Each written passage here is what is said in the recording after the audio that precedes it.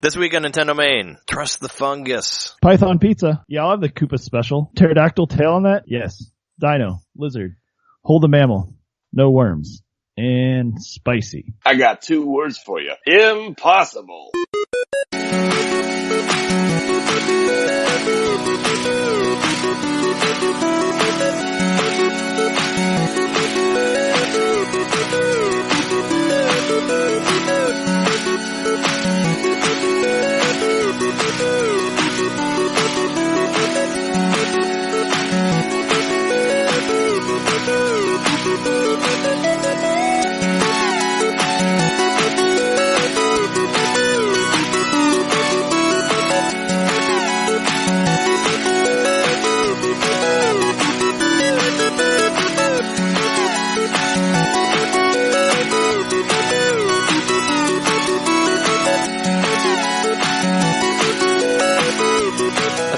Welcome to NintenDomain episode 122. This is 1 and then there's 2 2s after it. That's what that number is. This is your place for Nintendo, Nintendo games, and Nintendo related things, which we're going to talk about today. But first, let's introduce ourselves. I'm Trey Pudgy Buns Johnson. I'm Jeremy Walk the Dinosaur Mikowski. I'm John Butt Breath Knitter.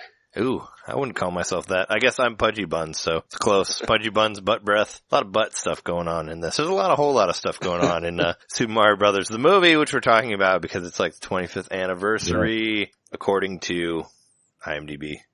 Says that it premiered May 28th, which is Monday of next week, so we're there. We made it. 1993 to now. Wow. 25 years. 93. What a year for movies. Yeah, right? Yeah. Well, we're going to talk about that in our second half because there's another movie that was also terrible that came out that year, but also was a direct influence on it. Stay tuned for the second half of our show and we'll talk about that. But first, let's do what we always do. Talk about games we've been playing and news. Let's do games first. I'll go. I bought a new game last night and Jeremy and we played it.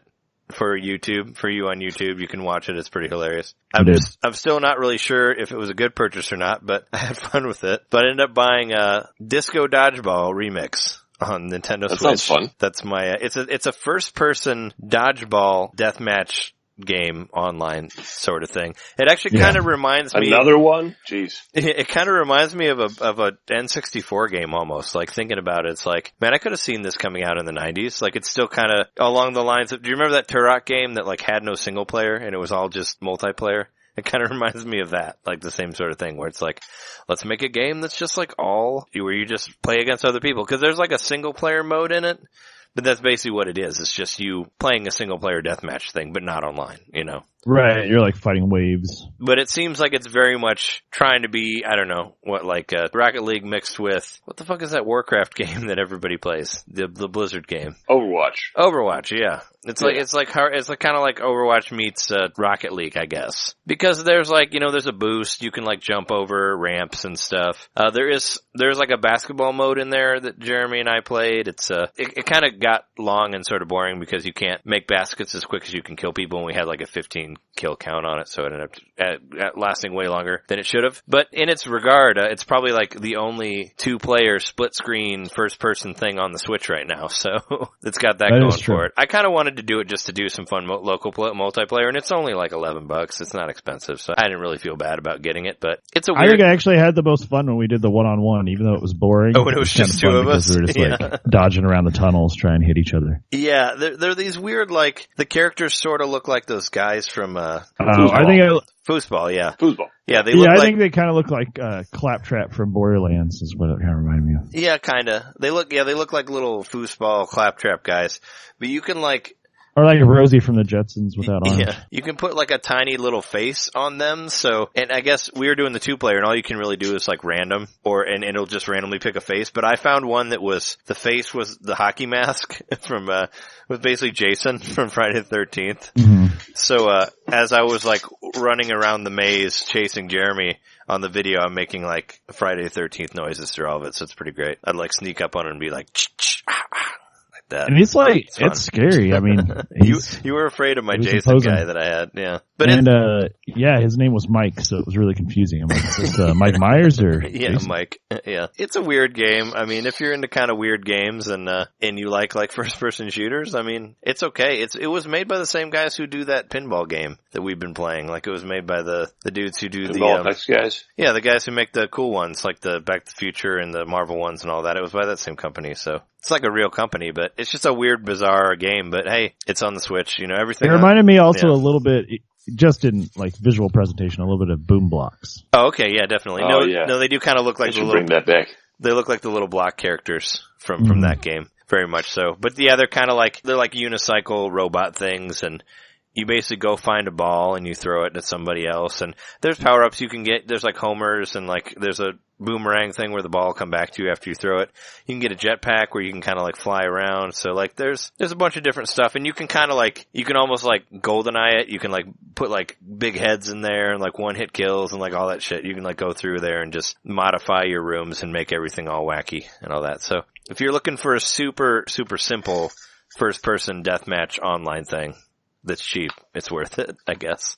It was kind of one of those games that was too weird that I just kind of had to try it out, you know. And both it was worth a try. And I thought it looked fun from the video. So it's kind of I don't know, if you want to play a dummy down first person shooter-esque type thing that kind of makes you feel, it makes you feel like you're in David Buster's or one of those places that has laser tag. It's kind of like that. That's what all the maps look like. And there's all this, what did I say when we were streaming? Oh, I said it reminded me of Rockin' Bowl. Did you ever go to any of those Rockin' Bowl things with the black light and the light up bowling balls? It's basically like that, but in first person shooter form. And with an amazing dubstep soundtrack also. Right. It's not all dubstep, but there is definitely a lot of it is in there. There is, and I don't think there's any sort of disco stuff whatsoever. I don't know where that came from, but you are throwing just because it looks like a discotheque. Well, I mean, you are throwing the balls that you use look like disco balls, so I'll give it that. They're like the silver reflective things, so it does look like that. So maybe that's where the whole disco dodgeball thing comes from. But yeah, it's an interesting, weird game. It released on Tuesday, and it was one of those things that looked too bizarre to pass up. But I think that was all I got for this week. But I know that Jeremy got a thing that you wanted me to remind you about. Yeah, thanks for reminding me. Forgot about it. Yeah, so I went to Toy du Jour in Chicago. Hopefully we'll someday interview the guy from there, but that's an aside. But yeah, Trey bought that as well. Trey bought a lot of stuff. Thing on a bike. I don't know what the bike is called. It's a Sky Cycle is what it's called. That's from the Sky comic. Cycle. But yeah, no, I bought a thing toy. I mean, that's not video game related, but I did spend $100 at a toy store 2 days ago. But at that same really cool toy store, I spent $10. What'd you get? $10. I bought a 12-in-1, what was it? 21-in-1 Game Boy Advance game. I mean, I could 21-in-1. I'm gonna go grab it real quick. Yeah, it had apparently, it has a sticker on the front. It says 21-in-1. It showed 3 random pictures. I think there's a picture of Mickey Mouse and a car racing game and another thing. So this is a total bootleg thing. I think so. It's gotta be. I don't know. But we asked the guy who owns the place. He was there, and Jeremy's like, "What games are on there?" And he's like, "I don't know." So he's kind of like, "Oh, I guess I gotta buy it and try it out." But I lent my Game Boy Advance to Jeremy so he could try it out, and we thought about streaming it, but you lost interest in it in about 30 seconds, so I didn't think it was worth the effort on that, So, but we were making jokes about it on the way home. About that it would have this gold mine of all these games that people want, Mother 3 would be on there. They'd have they'll have the English translation. Yeah, we ended up talking about Mother 3 of Secret of Mana 2, and all this other stuff. And I thought it'd be funny to throw all these games that everybody wants that were never released, put them on there on one of those 21-in-1 things. Yeah, so this is definitely a bootleg card. I don't know how well you can see that. It's probably blurry, but the label itself is very blurry. Yeah, it looks like it was printed or something. So it's got this GT Racer Advance, which is this Mode 7 / slightly polygonal early release racing game for the Game Boy Advance. And then everything else on it is from the Famicom. So it's all... So 20 of the games are NES games, and 1 is the Game Boy Advance game. But yeah, it's something else. When you flip through it, yeah, it can't be a real game, right? That's not a licensed game. I don't think. You can't really hear it. Can't be. I don't know if you can hear that, but yeah, when it plays the music as you're cycling through it. Yeah, it's very much, it reminds me a lot of that BitBoy thing that you got me. It's almost exactly like the BitBoy. It's just less games. Because they're all obviously the Japanese version of the games. The funniest thing that's on here is the Game Genie. Oh yeah, there's a Game Genie on there too. The Game Genie's on there. Yeah. Yeah, but obviously I can't use it with anything that's on there. It's in Japanese, yeah. Yeah. No. Oh no, it's just backwards because of my camera. Oh, okay.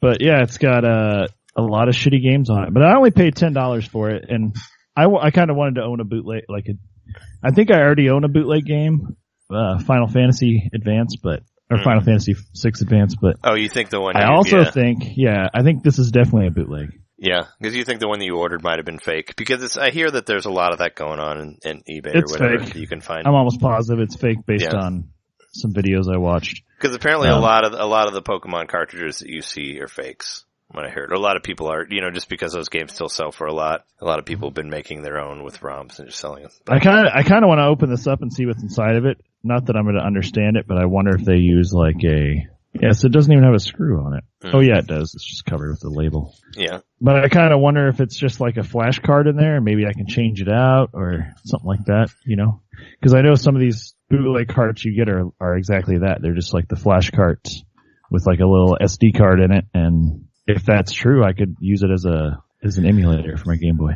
Oh, sure. Yeah, if you could figure out how to take it apart and put good games in there instead of whatever random NES ones are in there. But it was $10. I wanted to buy something at that toy store because I hadn't been there for a couple of years, and they're a cool place. And yeah, that's great. It was kind of fun to see some of the stuff they had posted on Instagram in real life because that's the first time that's happened that I've gone in there where I'm like, hey, I recognize that from somewhere. Oh wait, I saw it on Instagram.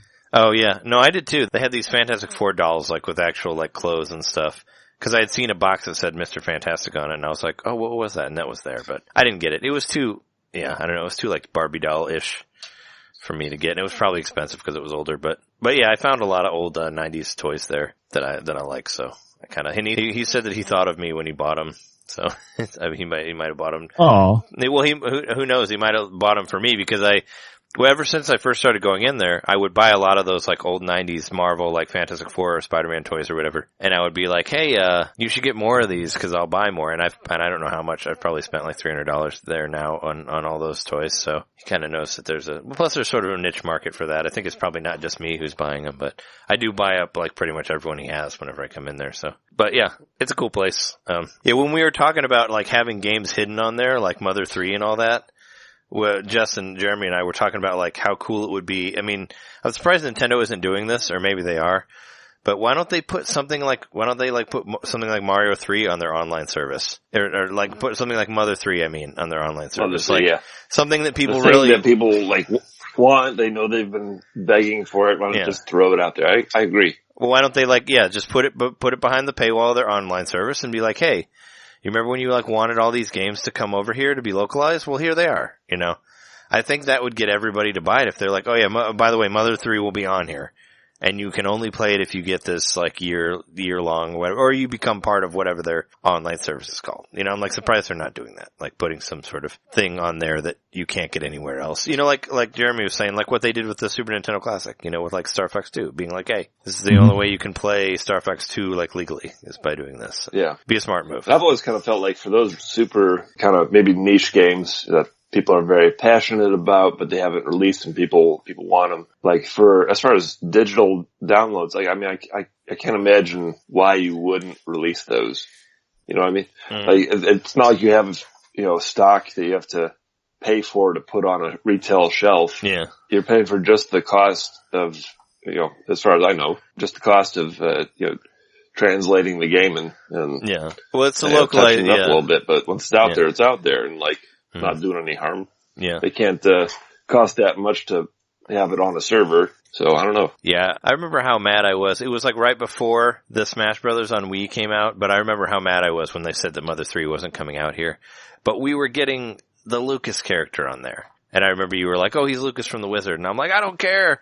Mother 3 is not coming out. Fuck them. I was so pissed that they were just not going to release it here because I'd watched all the shit of it online and I'd been following all the news story and I was like, oh, that looks great. I'm like, I'll play it on whatever system it comes out on, and it never did. But, Jess got one on Etsy. She basically got a fan translation, in the form of a Game Boy Advance cartridge that somebody made, and she played through all of that. So, if we ever, That's cool. if that game ever comes out, she can come on the show and talk about it, you know, but it's I don't think she liked it as much as Mother 2, because it's not really an uplifting game. It's kind of more depressing. It's kind of more about like how money destroys everything in the end. You know, it's not as quirky and fun and bizarre as Earthbound is. So it's kind of like, you know, it starts out really dark from the little amount that I played on the emulator. Yeah. I was like, whoa, this is dark. Yeah, like a main character like dies like in the very beginning of it, and main dude's brother gets stolen, and it's kind of, it's weird. And I know Jess was telling me like, she feels like once, everybody's like begging for Mother 3, but she feels like once it comes out and everybody plays it, they might end up being kind of disappointed by it in the end, because it doesn't have the same feeling as Mother 2, but whatever. I mean, more power to the creator. He had a different idea for it, and people still should be able to play it, but it's my short Mother 3 rant there. But yeah. Did you get anything else this week? I don't think I did, other than the Dodgeball. Well, no. I mean, I bought Super Burger Time, and, what was the other game I got? Oh yeah, I forgot to mention it last week, but Baseball Stars actually came out, finally. One of them did. Baseball Stars Professional did. I hadn't played that one. I only played Baseball Stars 2, but Jeremy and I played it last night, and we had a pretty high. It was a lot of fun. Yeah, we had a high scoring game. It was like 20-18 or something like that. Yeah. Yeah, because we were getting a lot of home runs, but it was fairly close because it kept like, I don't know, the tides kept kind of turning, but once you got way ahead of me, you stayed ahead of me. Yeah, but you got really ahead of me in the first like inning. Like you got like 7 runs, but that's kind of like that, you know, it's pretty easy to, you know, it's like most of those old baseball games. If you're not really good in the outfield, you can get scored on a lot. Like if you get your bases loaded and just keep running people in. If you can't catch the ball quick enough, it'll be like that's what happens to me against a computer all the time. But if you like Ken Griffey Jr. at all, like Ken Griffey Jr. is pretty much ripped from those games. Like it's exact same gameplay, like same classic style. Like there's no actual teams in there, but nobody cares. They're all like made up teams. There's like I was playing like, what was it, the Celestials or something, or my team was all Greek gods. Celestial bodies. Yeah, celestial bodies. So like Apollo and like Zeus and all of them, they're all the different people. And there's one that's called like celebrities. And there's a guy in there, speaking of the Jason thing earlier from Disco Dodgeball, there's a guy in there with hockey mask on, and it says Dason with a D instead of Jason, but I was like, that's lazy. Well, I think they're trying to avoid like copyright and stuff like that, but it's kind of hilarious. Where they like put a name and you know who it is, but they spell it wrong. Like that's kind of how they all are. They're supposed to be like different people. Like whatever team Jeremy was, like Babe Ruth was in there and like other, you know, it's super like cornball. Babe Ruth. Yeah. Yeah. He was actually called Babe, but you know, but it's fun. Yeah. It's probably the best. I mean, I think it's the best baseball game on there right now for the Switch. So if you're really itching to play baseball, it's totally worth it. Yeah, it's super pick up and play. I think the graphics are pretty nice because it's that, you know, the intermediate Neo Geo. Yeah.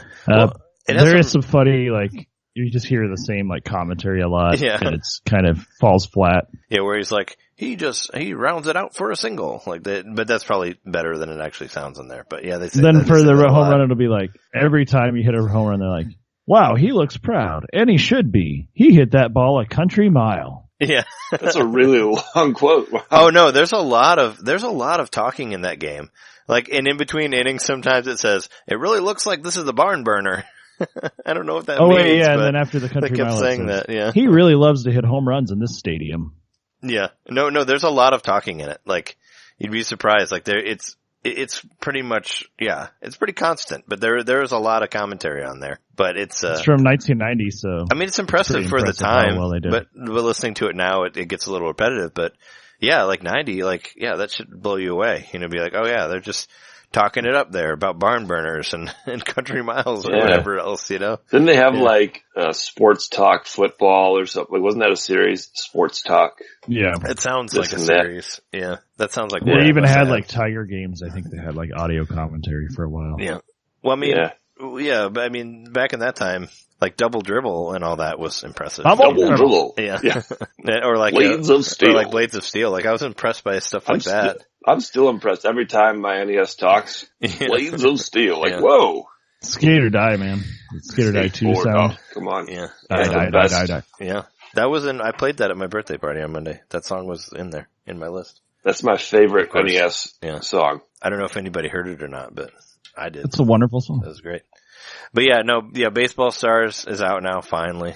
It's a good one. Best baseball game on there right now. It's only like $8.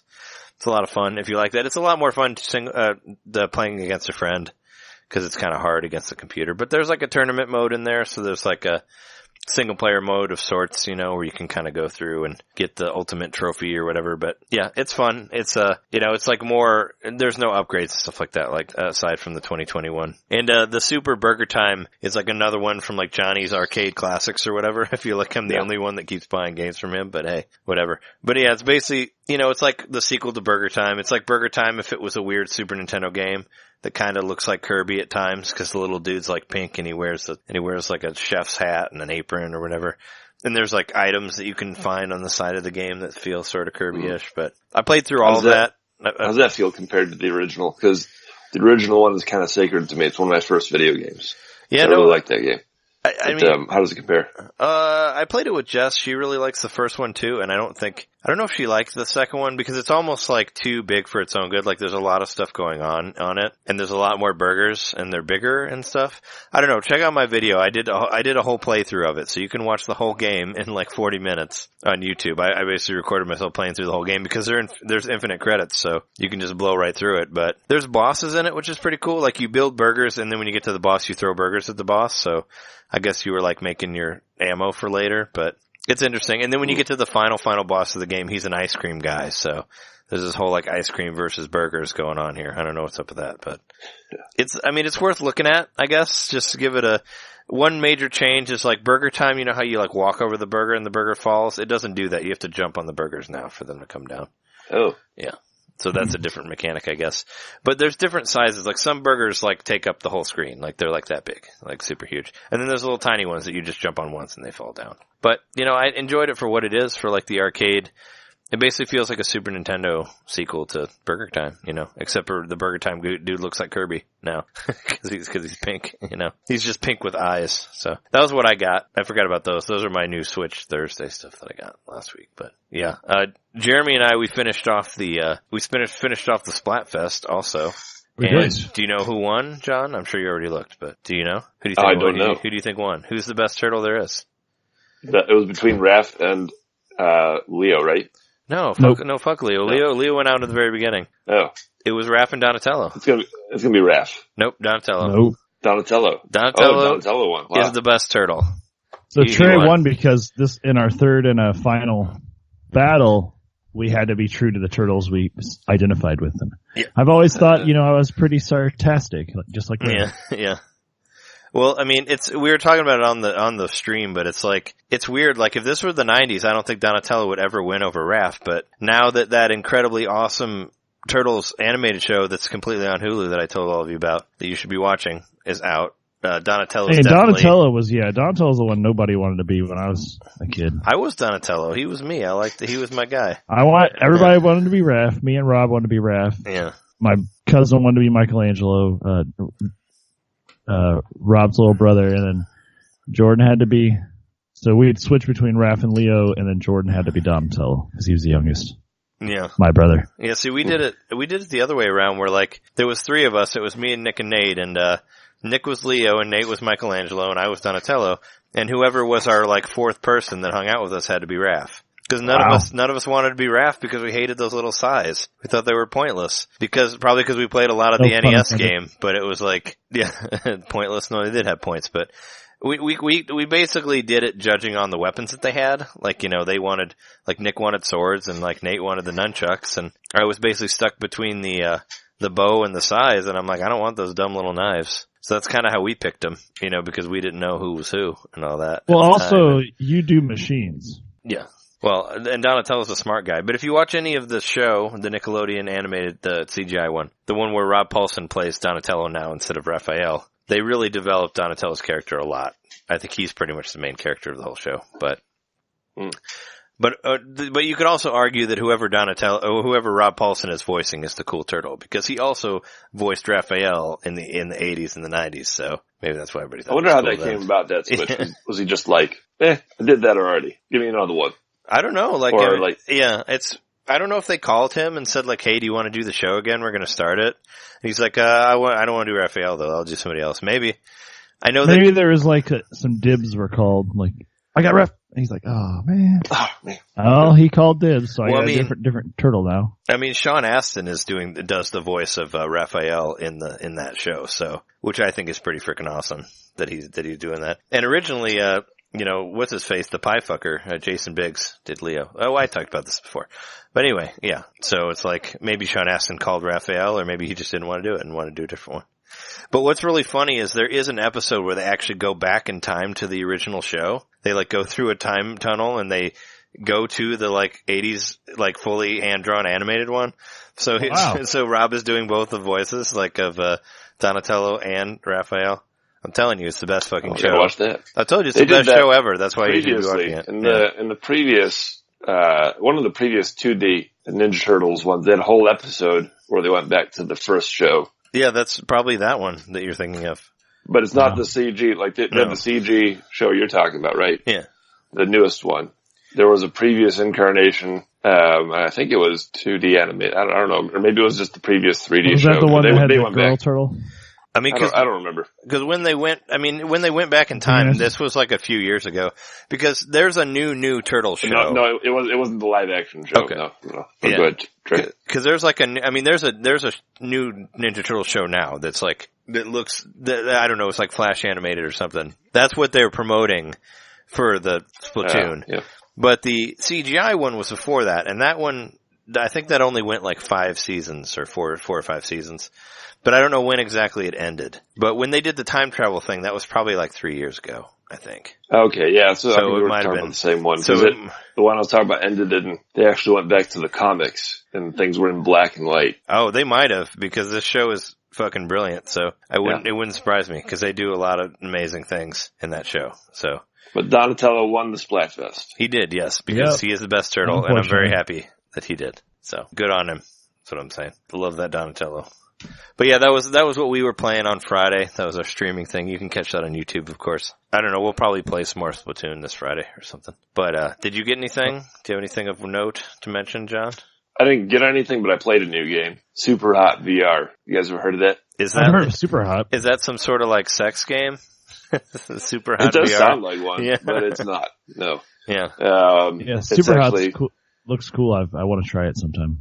It's amazing. And, I had tried it a couple of years ago, but I tried it with, it was a headset and the Xbox controller, which is not really the way to play it. The new way that I just tried it, uses the HTC Vive and the Vive controllers. And that game is amazing. For those of you who don't know, the premise of the game is kind of like this, series of quick action vignettes where, the screen comes on and all of a sudden there's like 2 or 3 guys all around you. Like one guy's got a knife, another guy's got a gun, and there's like next to you there might be a bottle or a pan or some other kind of weapon. And basically you have to take these guys out, but the trick is that every time you move, they move. Like they only move when you move. And so you feel like you're playing the entire game in like this Matrix slow motion. But what's really cool about it is that you have to really think about how to spend your movements. Like if I want to look around the room and scan the room for more enemies, that means that the guys that are around me are getting closer to me. And so it just makes you hyper aware of your every little movement.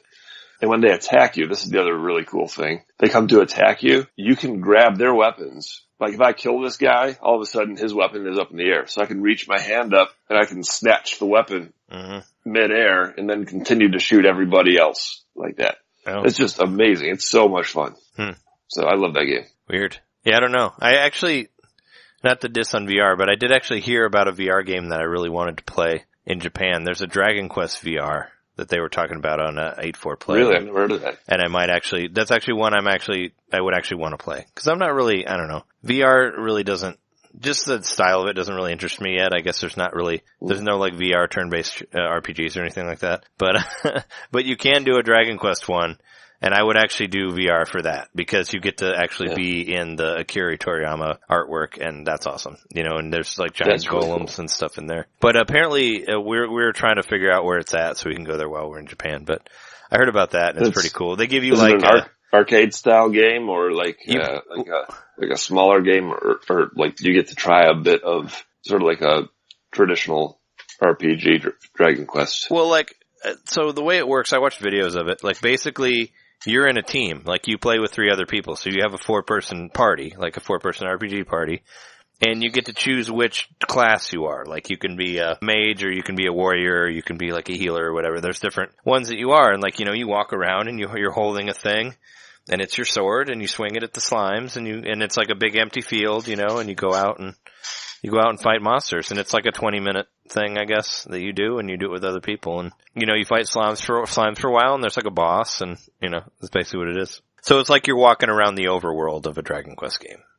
That's cool. So that's cool. So that like really sounded cool for me. I'd like to at least try it just to like, I really love the artwork of the monsters from those games, and it'd be really cool to be like in there. It'd be like face to face to one. There's a Mario Kart VR also that I've heard about that's pretty rad. I don't know if you guys my friend has tried it, but she loved it. She thght it was great. Yeah. I don't know if that's the main difference with that one is that, rather than, it's like on the rails though, right? Like you don't really, it's on rails, I think, right? Like you don't actually turn or control yourself. The Mario Kart. I don't remember what she said. Yeah.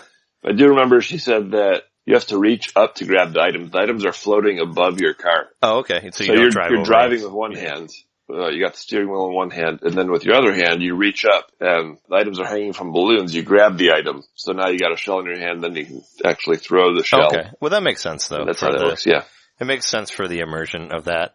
It's a lot more, if you're like running over it and you automatically have it, there's not really like an action that you do. But from what I heard, you're not actually like controlling your car though. Like it's kind of on a set path, and you're just sort of turning and looking at the Mario Kart world, and you can throw shells and stuff. But you're not actually like driving. Like you don't have to stay on the race or whatever. Like it's kind of doing that for you, and you're just doing the attacking. Which would make sense, because it might get a little crazier, like if you're in the car and driving that or whatever. But it still sounds cool. I'd like to check that one out too. But yeah, is that all you played then for this week? That's all the new stuff, yeah. Okay, cool. Let's do the news real quick, and then we'll jump to the topic. Sure. Here is the news. I promise you it's the news. There's like a couple things we missed last week, and there's some new stuff. I'm sure you've heard about most of these, but first off is Nintendo filed a new trademark for N64. That's a thing. So, everybody thinks that means the N64 Mini. Maybe it means nothing. People pile. I think it means the N64 2, baby. Don't you mean like the N128? Is that what it is? Yeah. The N128. That's the next system. No. Debuting with Mario 128. Yeah. Fall. I don't know. No, I think it very much points to like there possibly being an N64 Mini and all that. Who knows? But that seems to be the big talk lately of them trademarking that. But they also trademarked a bunch of other games, so who knows? But yeah, that's one of them. There's a game coming out. I don't know if you saw it in July. There's a game called Go Vacation that looks like exactly the same as Wii Sports Resort. Did you see that? Except minus the Wii's. Yeah. I just put that on there as interest because I'm like, that looks, I don't know. I'd try it out maybe if it wasn't too expensive and doesn't look super stupid, but I don't know. I feel like the Switch needs more party games. That's what I've noticed. Like, that should have been, like, if I could, what I really want, and you guys can like at me and fight me all you want, but I would rather see a new Mario Party on the Switch than Smash Brothers. That's all I'm saying.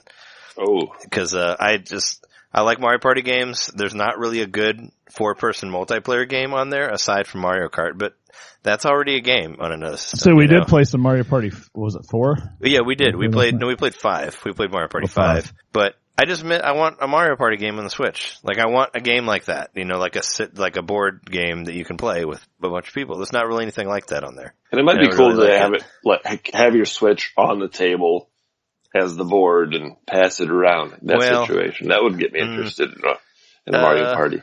But they kind of did that with Mario Party 10 with the Wii U, so I don't know if they want to. Oh, did they? Well, they did kind of, and you actually had to use amiibos. Well, on some of them, you would use an amiibo like as your playing guy. So you would like put it on the Wiibo and like, Oh, that was your piece. Yeah, and then you would roll your dice like that. So they did kind of do a thing like that where you like sat around the Wii U remote. So they might not go back to that, but I'd be happy if they just released like a Mario Party Collection 1 and 2, like which they did for Mega Man this week. It's out. That's part of the news. We don't need to talk about it for a long time, but it is out. But if they just did like a Mario Party 1 through 5 and a Mario Party 5 through 10 or whatever, I'd buy both of those. Or one that's just Mario 1 through 10, for like $60. I'd pay you that much for it, they're not going to do that, but I would love to see that happen. Mm-hmm. It's just annoying that, you should just have stuff like that available all on one system. Like if they just did that, if they just slapped it all into a package, didn't even add new stuff, I would still buy it. If it was just like all 10 of the Mario parties, that's one thing. That's my rant about Mario Party. But alas, there is no new Mario Party that we know of other than the one that came out for the 3DS. Yeah, I'm afraid that at E3 it's just going to be Mario Party Top 200 for 3DS. That's basically what they're going to announce. There's going to be another Mario Party 3DS game, and I'll be like, why? Can we have a Switch one? Come on, the dude. bottom 100, it's the 100 shittiest games. The 200 ones that nobody wants. The 200 extras. So, one thing we missed last week, apparently there's going to be a tennis demo out soon, like at the very beginning of June. There's going to be a demo for Mario Tennis Aces, so. I'm sure for E3. Yeah. Like, that'll probably be another announcement. Hey, check this out right now. Yeah, no, I mean, I think they let Jimmy Fallon play it. Yeah, no, there's an actual date for it. It's gonna be like the week of June 1st. And there's gonna be like another, test punch thing, like a global test punch thing, but with tennis. So there'll be a demo mode that I think that you can play at any time, and there'll be an online mode where you can actually play against people at a certain time. So they're going to do it the same way that they did Splatoon and the ARMS thing. So what are they going to call this one? The test swing slam. I don't know. Test whack. Have a test whack. Test whack. Love.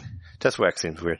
Test love, yes. Test nothing. Yeah, no, I'm just excited to play that game. I'm cool that they're putting a demo out soon. They should do that for all their games, but I've been pretty pumped about that tennis game, and I'm excited that there's a demo coming out, because this game in itself I don't think is coming out until like the end of June. Like, it won't be till after E3, so. The one-player mode looks cool. So having a demo mode that maybe shows you a little bit of the story mode, I think would help a lot in sales, and it'd be fun to play. I like to play it for free. So yeah, there's that coming out. Did you see there's a new Switch package coming out in Japan that doesn't have a dock? Yeah, I was going to mention that. Like a cheaper one with no dock. That's an interesting thing. You save a little bit of money. It's not that much, I guess, in the conversion. They're saying it's 2,000 yen. It should be like 200 then, right? Because the dock's probably is what, like, I thought the dock was like almost a third of it, because they were selling some of them for $90, like for just the dock.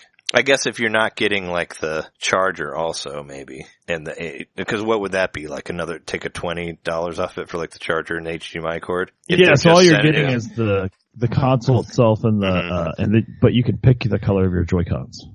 Oh, okay. So that's kind of cool. So you could have like, well, I want to do that, but I want, a blue Joy-Con and a yellow Joy-Con. Yeah. The intention is that they're trying to drive more multi-Switch households.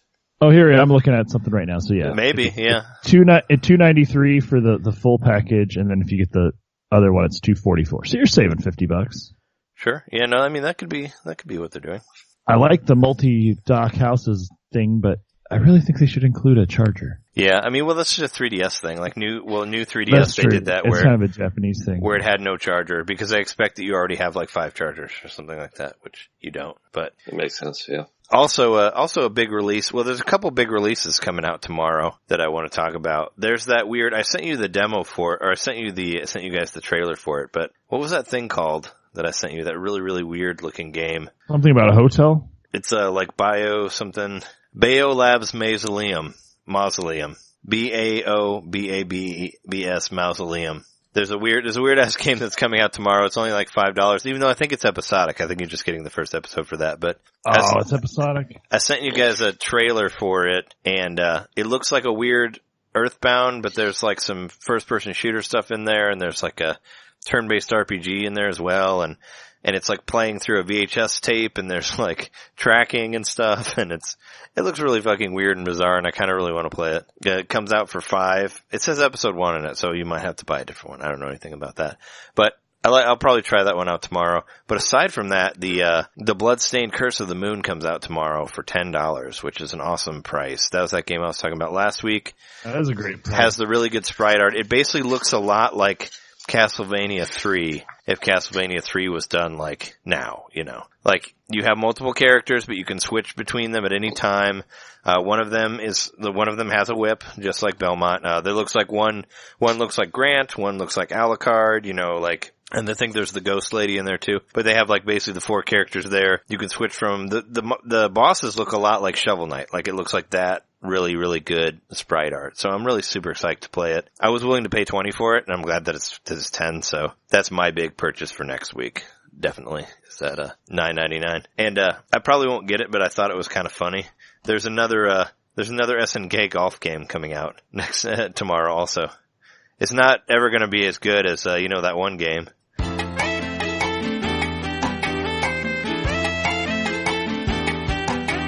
It won't be. It'll never be as good as that farty sound. It'll never be as good as the other one, but I'm kind of interested in trying it out. I don't know. I probably won't get it, but I might watch some videos and see what's it's up. But yeah, Neo Geo is Top Players Golf, right? Yeah, Top Players Golf.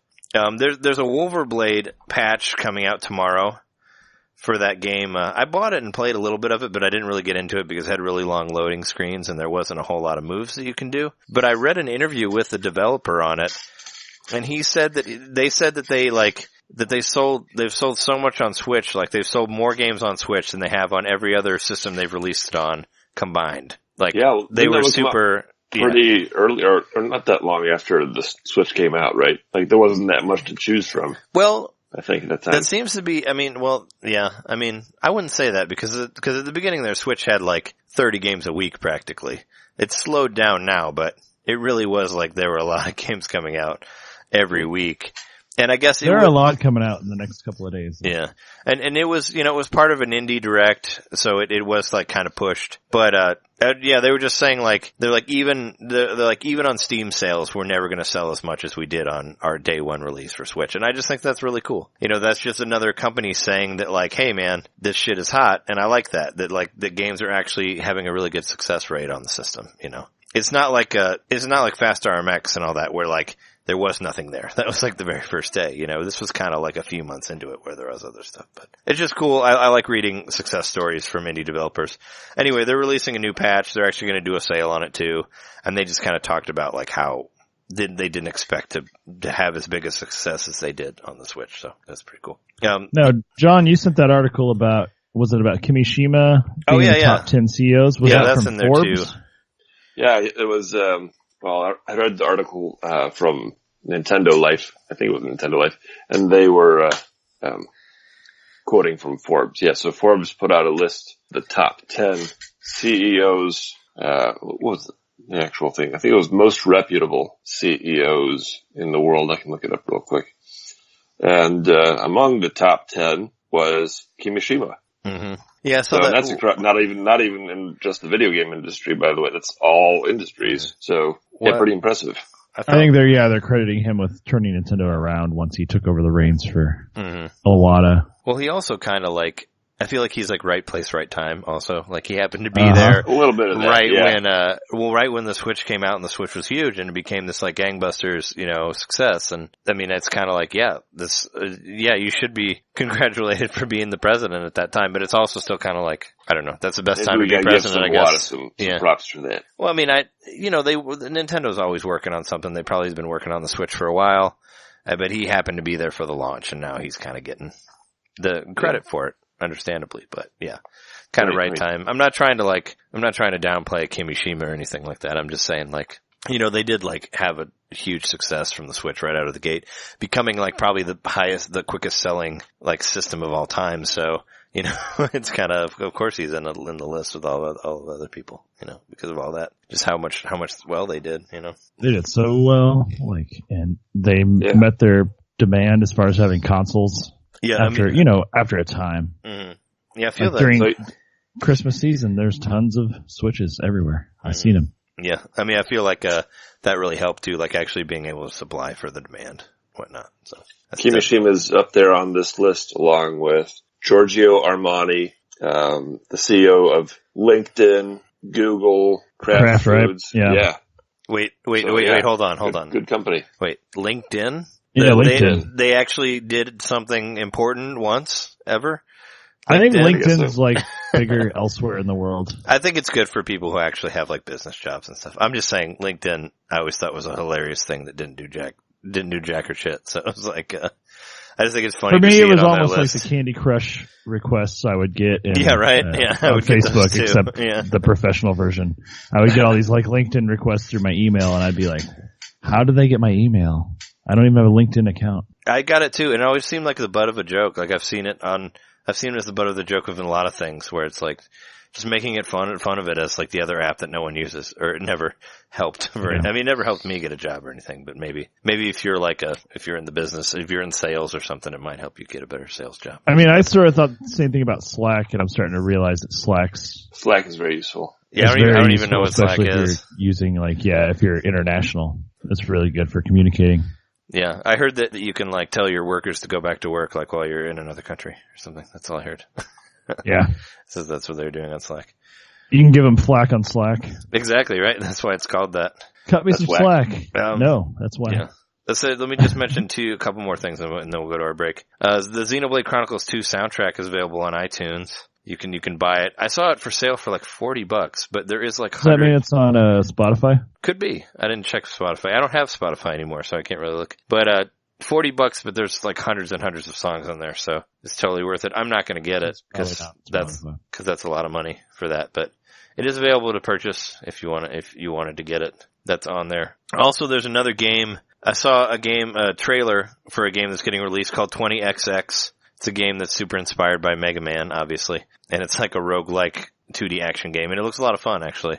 People said it was like really smooth. It's coming out in the beginning of July, so I found that. But I think that's all I got for news for this week, unless I forgot anything. You guys got anything? I just looked up Xenoblade on Spotify, and then it went to the podcast, and we were the number 5 on the list. Yeah, and that's our 5th podcast too. So nice. Or was it the new one, or was it Xenoblade 2? Xenoblade Chronicles 2. Oh, okay. Because our 5th episode was Xenoblade Chronicles X, which was our highest downloaded one. Back when Libsyn actually let you know what your highest download episode is. Talking to you, Libsyn. Well, that's kind of cool. Fucked up operating system. But yeah, you can look up Xenoblade on Spotify and you'll find us. So it's pretty rad. Anyway, do you guys want to take a break and then get to like our dystopian world of funguses and stuff? Fungi. I got one more announcement before the break. Okay. Got some special news. Yeah. I'm going to go to E3. I thought you might be. I'm going to E3. I thought that might be your announcement. Yeah, I got a free pass. You got a free pass? Shit. Free through pass. Your job? Yeah. How'd you get that? No, through my friend who's actually going to have a booth. Oh, okay. He will be showing off his concept for a game. He's got a concept. And so he decided to get a booth, and along with his booth, he got 2 passes, so he gave one to me. Oh, wow. So I will be there. Do you have to do you have to run his booth? Yeah, do you have to be the booth babe there, or do you get to walk around? I can be the booth babe. Yeah, I'm going to help him out for sure, but I'll be able to walk around and check out the show floor and represent NintenDomain. So. Oh man, you're going to be on the floor doing some what do they call that? Reporting? Yeah, please. Some reporting, yeah. So right after this is news that just broke right before the show. So yeah. Right after we're done recording, I'm going to go on and try to get that reserved for the Smash Brothers, because you have to. Oh, do it! I don't know if you guys heard. Yeah. But you have to reserve your spot to play Smash Brothers at E3. Oh, do it, dude. Yeah, totally do that. So it is playable at E3. Yep. Film a bunch of stuff if you can. Like, do like some quick videos and put them on our YouTube channel. Like I can send you like the password and stuff, and you can just put them on there. Yeah, I'd love to see all that stuff. Yeah, that'd be cool. I wish we could be there with you, but that's only a couple weeks away. So when we talk, June 12th to 14th. Yeah, so when we talk to you, we'll be able to talk to you that Wednesday then, like during while it's going, because we were going to have a June 12th, the week of that was going to be our E3 Spotlight episode, is what I was planning on, because they're doing they're doing the video Tuesday morning, and then they're probably going to have some announcements after that with the Treehouse and all that. But that was my plan for that week, was of course E3. But hopefully I'm going to be there every day, so we can do a call in and do stuff live from the floor and all that stuff. Sure. Well, you'll have to give us an idea of how it's going to go there. But awesome, yeah, that'll be your second E3, right? My second one, yep. Yeah, but you don't have to. You're not working for anybody, so you don't have. Well, I guess all you really had to do was wear a shirt. Last time I just had to wear a shirt. It was for that company on live. Just wear their shirt, and I passed out some cards, and that was it. Fucking on live. Oh well, I'll send you a PDF of our. There's a proof of concept that streaming games don't work.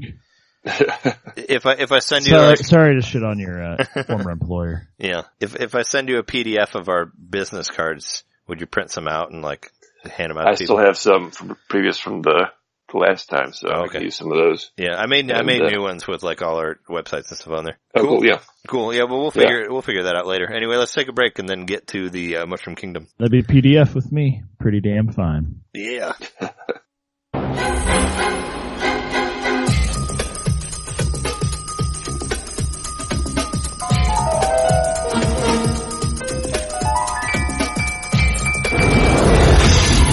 Where are we? I got a feeling we're not in Brooklyn no more. Luigi! Sandy! You better not hurt us! They're brothers. They're plumbers. Oh no. They're on the trail of a kidnapped princess and a mystical meteorite. It's incredible! That gives anyone who possesses it the power to rule the universe. Get me the rock! Till it get it, lizard breath! Now, they must rescue the princess. Alien species escaping. And make it safely back. Later, alligator. To our world. Are you alright? Before time runs out. Save him!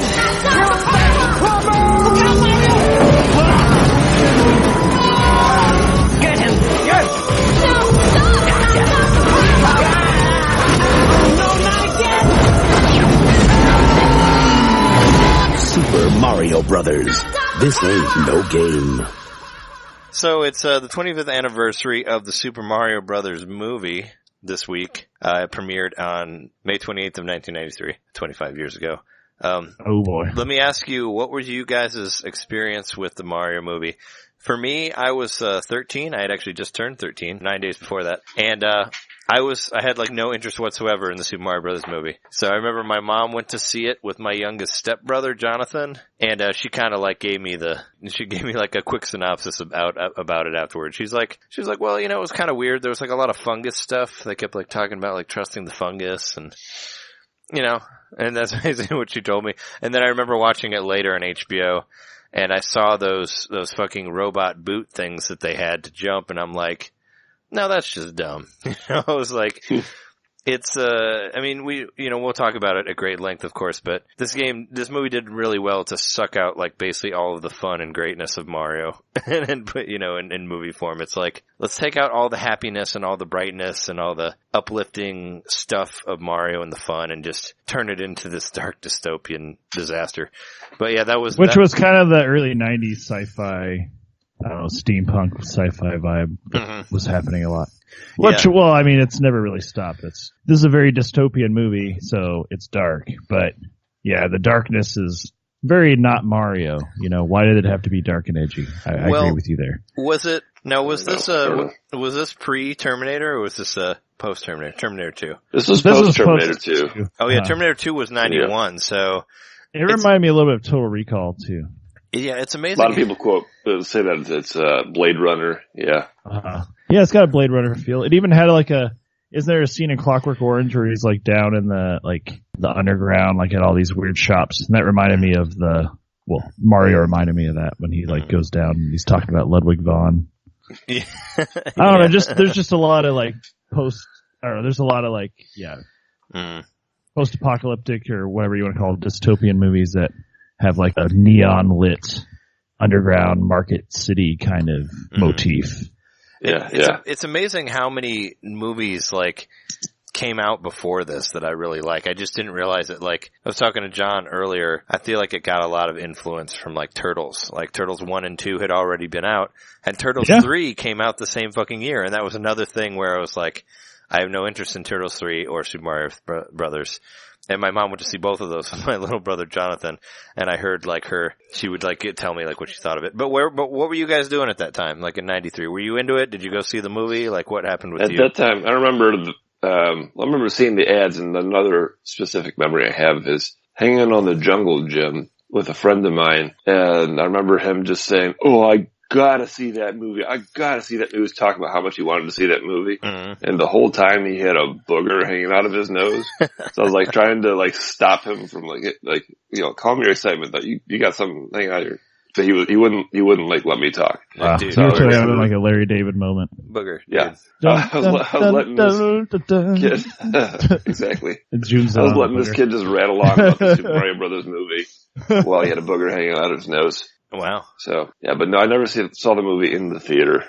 I missed that in the theater. I saw this in the theater. You saw it in the theater, really? I was super excited for it. My brother and I both were like super excited about this movie. We were like, there's a Mario movie. Well, I don't know if I've mentioned it on the show before. I probably have, but growing up, both of my parents worked at the movie theater in Danville. Yeah. You did. So I got to see movies free all the time. Like, because either, like, someone in my family was pretty much perpetually working at the movie theater. Even like when my dad left, my mom still worked there part-time, or my aunt worked there for a while. My grandmother worked there. My brother worked there. I worked there. My sister worked, like, it's just like everyone's worked in that theater in Danville. And, it was my first job, actually, too. But anyway, backing all the way up to when this movie was released, got to see it for free.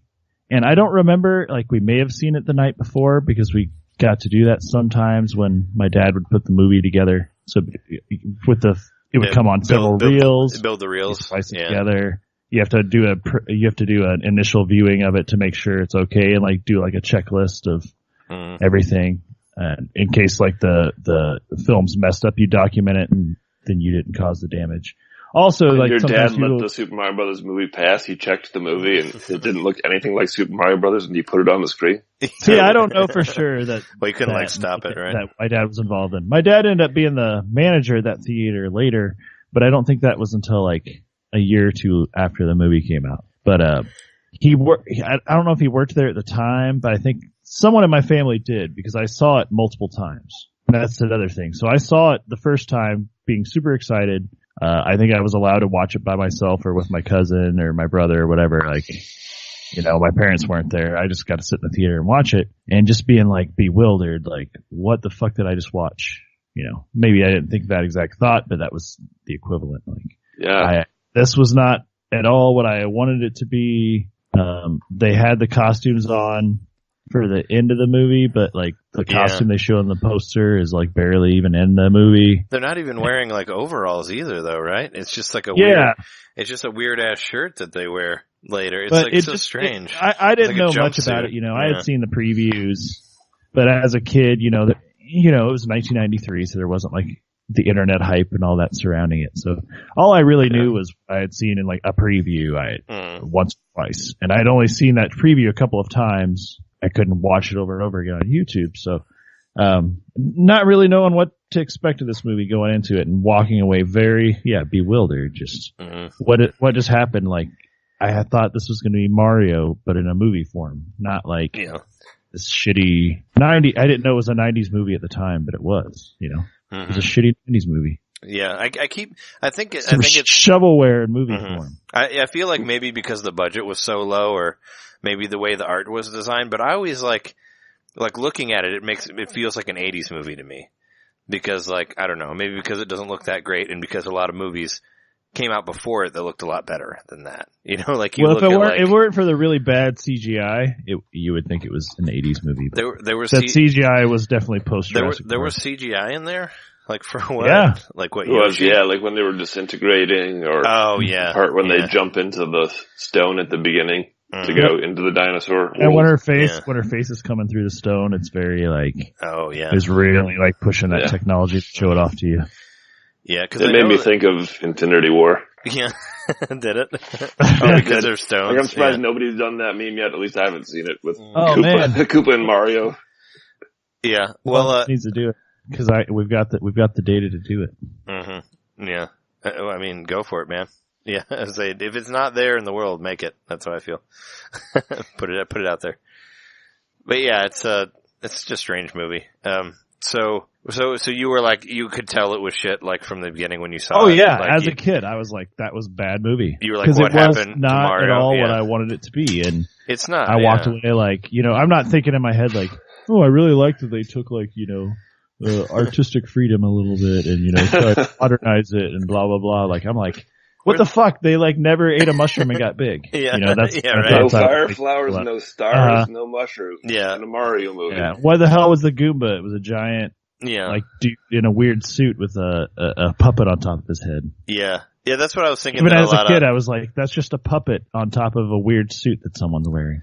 That's why I felt that's why their arms don't move, because they're inside of that suit operating the puppet. It's like that was some influence from the Turtles movies. Like that was the same technology of the Turtles' faces, like the way their faces were moving. Or at least that's what it looked like to me. Like I felt there was a lot of influence from Turtles 1 and 2 in there. Probably especially with like the big sewers as well. The over prevalence of reptiles / turtles or whatever you want to say. Oh yeah. And then also like all the sort of grossness factor, like the fungus everywhere, instead of ooze. Yeah. Everything was all gooey and sticky, and like for some reason Koopa was a germaphobe, even though he was like to hang out in mud. And what about well, before we get into the details in the movie, what did you feel on the viewing? Didn't you watch it as a kid, right, John, or did you not? Yeah, I think probably the first time I watched it, it was definitely I think it was maybe a little bit later after it came out. It might have been middle school or so. So it might have been like 95 or 96, a little after it came out. Mm-hmm. But, I've watched it a couple times since then. I have it. My feeling is just, if it weren't for the fact that it was a Mario movie, it would be worthless, and it would be like, what is this, and why would someone make this? Mm-hmm. Yep. Yeah. Why would you come up with an alternate universe where dinosaurs still exist and they're trying to fuse the universes together, and there's a stone, right? And, so who cares? Right. So I wanted to mention, I said post-apocalyptic earlier, but what's funny is, yes, this is post-apocalyptic, but it's 65 million years post-apocalyptic. Like, this thing where the universes were split when the meteorite hit, it seems to be common knowledge, and Koopa kind of does one of those, I don't know what you call it, what the device is, but where he just like explains the whole premise of the movie all of a sudden in the first scene where you see exposition. him. Oh 65 million years ago when that meteor hit. Yeah. And it split our universes. Yeah. It's like that lady hadn't ever heard that story before. But right. Yeah, that's why what are we doing here again? Oh yeah, thank you for explaining it to me right now in this moment for some reason. But so that's the first time you see him. But so it's 65 million years ago. Mm-hmm. And just now this is finally happening where they're like getting it back together, whatever. But everyone just seems to be like, 65 million years ago. That was, a while ago. They don't like treat it like it's that's like yesterday. Just an unfathomable amount of time. Well, time like moves at a quicker pace in that dimension. So that is true. Years are like seconds. So 65,000 seconds is not that long. I really like that. I don't necessarily like it, but I like how bad it is. That like weird wannabe video game graphic at the beginning with the animated dinosaurs. Oh yeah. And the narrator who you don't know who he is, but he's some vaguely Brooklyn sounding guy who never appears in you kind of think it's Mario, but it's not Mario. Yeah. There was there was one funny line about Brooklyn was when they're when they fall in there and they say something like, "What is this, Brooklyn?" And he's like, "What does this look like, Brooklyn to you?" And Luigi's like, "I don't know. I haven't been there for 2 weeks." It's supposed to be like Brooklyn really changes in a couple weeks. When they're trying to figure out where they're at. They're like, "What are we in Brooklyn?" They say something about the Bronx too at one point. They're like, Luigi's like, "What if we went back?" Or what if we're in a future version of Brooklyn? And Mario's like, or present day, the Bronx. Gotta have some New York humor. Luigi says, maybe we're in Manhattan of the future. And Mario goes, or maybe the Bronx of the day. Oh, yeah. Nice, jab at the Bronx. That's one for the New Yorkers out there. So I want to say, what's up with those? There was the other thing about the Dodgers too. They're like, Luigi was like, there used to be dinosaurs here. And Mario's like, oh yeah. Calm down. There used to be Dodgers here too. Yeah, I did catch that. I'm like, is that a sports joke? Yeah, I don't know I'm not sure who exactly they were aiming this movie at. Like, there were a lot of the ladies in the movie were dressed pretty seductively, and I don't know if they're trying to aim that to the parents, but there are a lot of form-fitting dresses and cleavage hanging out and all that. They're most. So in that big dance scene, there's an interview with John Leguizamo where he explains what happened. He said that the production hired a bunch of strippers. Oh, okay. They wanted to have, wanted to be ladies an dancing, movie. whatever. So they went and got a bunch of strippers and hired them to come over, and they came dressed too sexy, and so they had to, clothe them up because it was a kids' movie. That's why everybody looks really sexy in that part, because they're all strippers. Oh, okay. Well, I thought all of the characters looked like Mario's date was wearing a pretty form-fitting dress. Yeah. Was kind of, really kind of Bertha was I like Bertha's spiky dress, but she had a lot of cleavage going on there too. Yeah. Well, yeah, Mario got a face full of it. Well, I know, he totally motorboated her. Yeah, he totally, he totally bites her cleavage, and she doesn't notice that he just that should have been the cover. Pretty much assaulted her, yeah. But Mario's just a ladies' man in this show, by the way. He's just so smooth with all the ladies he talks to. Yeah, he even is basically except for Daisy. Is the person. No, he is the reason why Luigi gets to meet Daisy, because he's like, yeah, tell her this, do this. Yeah. Well, a little less subtle way than some other movies. He just like says it to him while he's standing there. Well, I'm sure you guys caught that they're not even really brothers. Like, Nope. Mario adopted Luigi, so Luigi's like his kid. Like, I knew everything was always wrong with this movie, but it even goes deeper. Like, he even says, the first thing he says is that Mario was like a mother to me, and then he's like, oh, not a mother, like a father, but also like a cousin and an uncle. Yeah, well, he says I that. kind of read that He as says like it to maybe Daisy. they are brothers, but they don't have parents. And Yeah. he's older. That's how I read that. Well, 'Cause it never says whether or not Mario got abandoned. It only says that Luigi got abandoned. Mm-hmm. Well, the stork never found their parents. That's actually why they never. It's in lore, man. Even though I know Yoshi's Island probably wasn't out yet by then, but That's the very first thing on my notes. Though I was like, about the is stork. that the mom from Yoshi's Island that's dropping them off? Because I thought they were dropping Mario and Luigi off on the doorstep at the beginning. Oh no, that would be too close, right? Turned out it was Daisy, of course. Well, like between the two Yoshi's Islands, there's there's Yoshi's New Island on 3DS, which said that the parents that they were dropped off to in the Super Nintendo one weren't the right parents. So then you got to find the right parents in that one. So you could say that they never made it to their parents, so they just don't have parents, and they just grew up somewhere in Yoshi's Island or something. But yeah, it's a real bizarre take on those guys, and hearing that they're like not even really brothers. Well, he was saying it to Daisy because Daisy's like, oh, well, I was dropped off at an orphanage when I was a kid, and in a form of an egg or something like that in the beginning of the movie. And he's like, oh, well, you don't have parents? I don't have parents either. Mario raised me. It made it sound like he's like, oh, Mario found me and raised me. So I'm like, it's already weird. I remember you always would say a joke, John, about like casting like John Leguizamo to play an Italian or like Bob Hoskins, like a British guy to play. It was just like weird casting all the way around, to play an Italian brother. Oh, Bob Hoskins was British? I didn't know. Yeah, he's British. He's got a thick, he had a thick, Cockney accent. Yeah. Oh, so he was able to turn that into like a regional, like New York accent. Yeah. Yeah. There was a video that you sent me. It was like an interview, like, with both of them, like, right before the movie actually premiered, like, in the 90s. And John Leguizamo was talking about, like, Bob Hoskins. I guess Bob Hoskins did, like, most of his stunts in the movie. And he was like, like doing, this is like my favorite line from the whole thing. Like, my line of the show, like, not from the movie, but from the interview, was him being like, Bob Hoskins was like, he's like doing these backflips onto mattresses and stuff. And he's like, yeah, like he's doing backflips. Like, I can't do backflips. He's like, I grew up on the streets, but I never backflipped. And I'm like, what? That's what he said. I thought it was hilarious. What was it what was up with that? No, he never had to backflip. When Mario just kind of like falls into the wall, after Luigi jumps, like takes his leap of faith and jumps into the wall to go to the underworld or whatever. Yeah. Mario like kind of like stumbles and falls, but then he like completely does like a front flip as he's falling into the wall. It doesn't really make any sense at all. That's probably part one like of his. He's upside down when he hits the wall. I noticed that. Yeah, I noticed that exactly. Yep. Yeah, supposedly he's upside down. Yeah, supposedly he. Not to mention too. He didn't jump really. Like he didn't jump. No, he wall. stumbled. Like he fell. He stumbled and flipped. He's Mario. It's the one thing that he does. He didn't jump. He stumbled and flipped. Yeah. Oh yeah, he says very early on, he's like, I'm afraid of heights. It's like, what? Mario's afraid of heights? No. It doesn't work. I hope they, like in the Super Mario RPG games, I always thought it was funny, like especially the first one, they would talk about like how strong his legs are and stuff like that. I really hope they incorporate that into the new Mario movie when they actually do it, because that was like good writing, I thought, where they're actually like, oh yeah, look, his legs are so strong.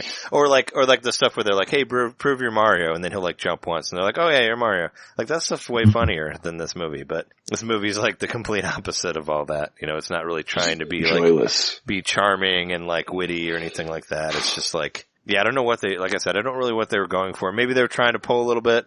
Like I said, probably a little bit from Turtles, a little bit from Terminator maybe, but just a weird, strange thing. The compromises that were made though, like, I don't know if you I call them compromises because they weren't what I wanted, but like, you made like Spike and Iggy, so yeah, that's cool. They were the Koopalings, but Spike they were actually his cousins in this. Yeah.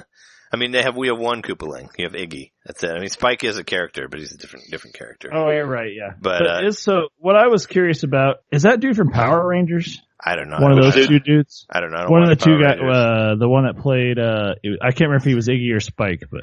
So one of the dudes is the parking attendant from Ferris Bueller's Day Off, who goes steals the car and goes on a joyride. Okay. The other guy is one of them Fisher Stevens, who's he's actually a pretty respected actor. Yeah, Fisher Stevens I've seen see, Fisher Stevens was in Hackers. He was in Short Circuit. I think I know him from Short Circuit. Yeah. Oh, Short Circuit. Yeah, that's the one I recognize him from. And he was the guy that, I guess there was like the skinny and the bigger guy. In Short Circuit? No, in this.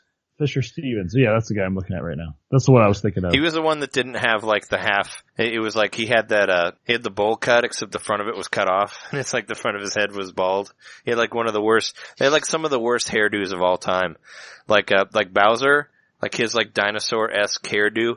We were talking about this earlier, but he reminded me a lot of the dad from the show Dinosaurs, which also predated this movie. Uh-huh. Like he had the same like ridges on his head, and maybe like, oh, let's make him look like that dinosaur puppet. I mean, because that was 91 and this was 93, so like it amazed me like all this stuff that had already come out before that, you know, especially like both the Turtles, like 90 and 91, like one after another, you know, it's crazy. But one thing I noticed in this movie, I don't know if you guys noticed this, but the score pretty much never stops. Is it there? I don't even remember anything remarkable out of the score, but well, it's not remarkable. The score is at all. not remarkable, but yeah, not remarkable. It just never stops. There's never like a pause. Yeah, there's no like to me, that's always a sign of a poorly constructed movie when you need to rely on the score to tell the audience what to feel all the time. Oh, so you don't like any of the Star Wars movies?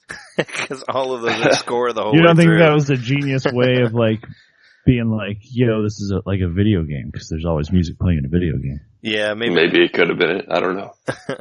There was some like kind of chiptune-y stuff in there at times, or like some little effects. They threw in some nods, audio sounds from the games and stuff. Like I remember one time they were using some kind of machine, like an ATM or whatever. And you put your card in, it's like the one-up noise. Yeah. I feel like there are a lot of missed opportunities though. Like, I didn't get to finish the movie all the way through before we started doing this, but I made it like halfway, but I was at the part where they were like in the car, where Mario gets in the car and he somehow knows how to drive, even though he's never driven one of those. But, I wrote down there was like definitely a Motorola, like, product placement there. Like, why was the dashboard Motorola when they were underground? Because there's Motorola in a different dimension. Yeah. There's Motorola there too. No, Motorola has already bridged the two dimensions. Yep. They already like. I mean, they're that was 65 million year old technology. I mean, they're the real. We thought they're the real evil. It's not Koopa. It's Motorola. No, there's a part when he's driving around and there's like signs that says like Koopa River and like whatever desert, and it's like they could have at least put like Soda Lake or like the desert from Mario 3. Koopa Desert. Or they could have at least like made some references, or like Sahasraland, wherever Daisy's from in the game. Yeah. You know, they could bring her back to voice Daisy in the new one if they wanted. I mean, she was in The Punisher, the Thomas Jane movie. I saw her in a couple like Law and Order Special Victims Unit episodes too, but she's still been doing shit, the Daisy girl, you know. I think she's in more stuff than John Leguizamo. I don't really see him in much. I think the last thing I saw him in was Land of the Dead. He stays busy. I know he's got a stage show and that kind of thing. Oh, okay. Yeah. Yeah, he's still working. Who, John Leguizamo? Yeah. Yep. As long as he's not making like House of Bug and like Reboot or anything like that. Did you ever watch that god-awful show that he was on in the 90s? I forgot about that. I'm sure you did, because it was like one of the worst sketch shows I've ever seen. So bad. There was another thing in that interview where he was talking about like how like the kids would ask him to like autograph his name as Luigi, because they didn't care about him. Like if he put like John Leguizamo in there, they'd be like, give it back to him and be like, no, put Luigi on there, because they just wanted him to be the character from the game. Which I think is funny. They cared more about the actual Luigi than him.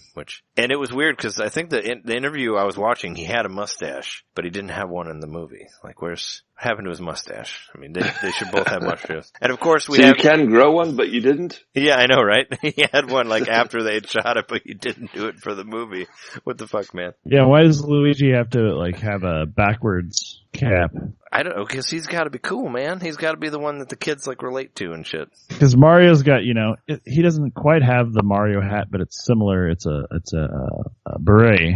But still, I mean, it's more, it seems more classic. And then Luigi can't even wear his with the brim facing forward. Yeah. Is there any mention? I thought it was disrespectful. Yeah. Is there any mention? I know like there's like Daisy's mom like drops her off at the orphanage and all that. But is there any mention of her name? Do they call her like Toadstool or anything like that? Or is there any sort of they just sign of Peach or Toadstool in the movie whatsoever? You know what they did?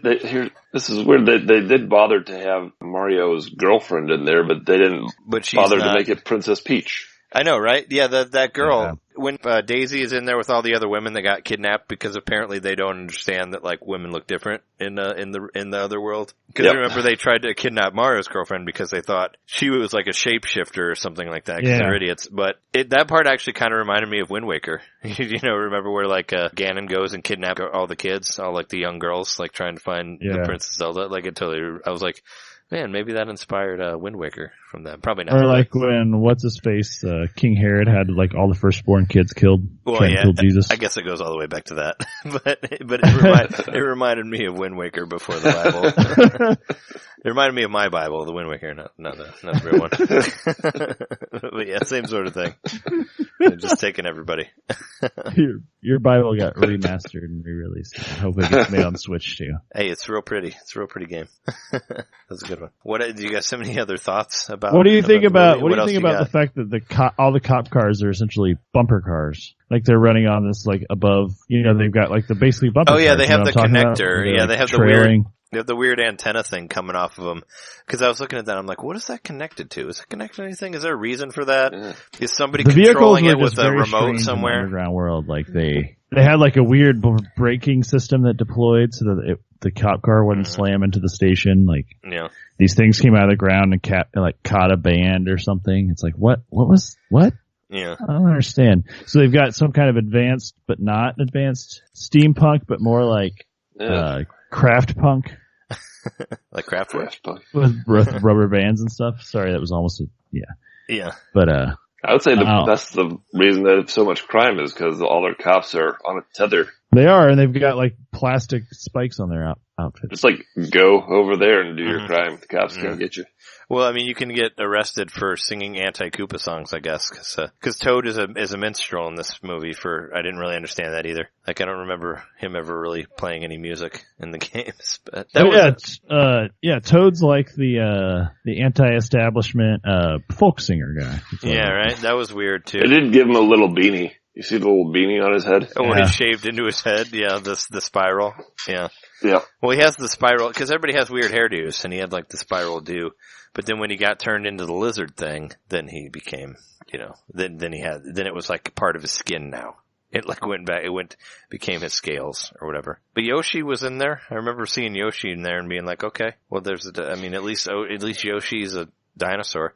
Actually, I think the one thing that was game correct was the fucking bomb. Was like Bob-em. That was the only thing. The bomb was the best part of the movie. That was the only thing I looked at and I was like, oh wait, that actually looks like a bomb, But the bomb was like in there too. The what? Yeah. They had a bullet bill in there too, but I didn't see the actual bullet bill. He put it into a gun. I think it was like a flare or something like that. Oh, okay. Like a flare gun. I saw there was a bullet bill there was like a bullet bill sign for like a bar or something. Well, there's a sign for Thwomp. There's a Thwomp bar. Well, that's Thwomp Stomps. I don't know if that's a bar. I think it might be a shoe because it shows like shoes on the sign. Yeah, well, it just wouldn't it be weird if there was bullet bill? Yeah, it just says bullet bills, but it looks like it's a club because there's like a long line of people standing outside. Oh, wouldn't it be weird? And then there's like a Hammer Brothers tattoos that they show too. I would love it if there was a place called Crazy Caps in there that we just didn't know about and we saw it this time, from Odyssey, and like they had like secretly taken it from that, from the old movie and put it in the new game. In case anybody cares, Mario's girlfriend's name is Daniela. So they didn't even try to make it video game. Not even Pauline. Yeah. Yeah, no, she's not, she has no reference to anybody. It's just, but she ends up being, pretty cool. At first you're thinking like they're kind of like painting her to be like kind of dumb because she doesn't understand about dinosaur fossils. She's talking to Daisy at first, but then you're like, oh wait, she's just like a really nice lady, like who wants to like save everybody. She does cool stuff. Yeah, she does. She like leads all the girls out or whatever when they save them.